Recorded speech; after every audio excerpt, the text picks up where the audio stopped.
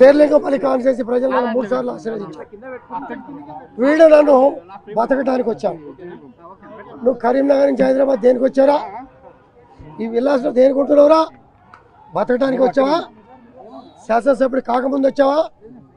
29 రాష్ట్రాల ప్రజానికం ఇక్కడ ఉండగా 3 సార్లు శాసనసభ్యులు అయిన వాడిని బతకటానికి వచ్చావా అనే నా కొడుకు ప్రజల్ని విభేదాలు సృష్టించి విచ్చలు సృష్టించి ప్రజల మధ్యలో చిచ్చు పెట్టే ఈ లంగా, ఈ కోవట్ మా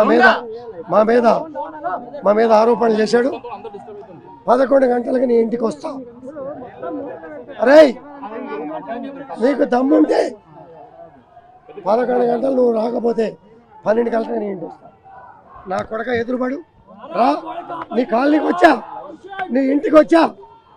నా ఇంటికాడ పోలీసులు పెట్టుకోలే, వద్దని కూడా చెప్పా. నీ ఇంటికాడ 50 మంది పోలీసులు పెట్టుకొని రక్షణ కొడతావరా కొడక? మాట్లాడేటప్పుడు నాలుక లేదురా నీకు? చీరా గాజుల గురించి మాట్లాడతావురా? మహిళల్ని కించపరిచే విధంగా మాట్లాడతావురా? నీకు తల్లి, చెల్లి, నీ కుటుంబ సభ్యులు ఎవరు లేరా? నువ్వు మనిషి పుట్టక పుట్టావా? మనిషి జన్మ ఎత్తావా అని అనటానికి నీ 9 నెలల 10 నెలలు నీ మాటలు, బయట మాట్లాడిన మాటలు, నువ్వు ఎదవవి ఒక క్రిమినల్ అని తెలిసే గవర్నర్ గారు నీకు ఎమ్మెల్సీ ఇవ్వాలి.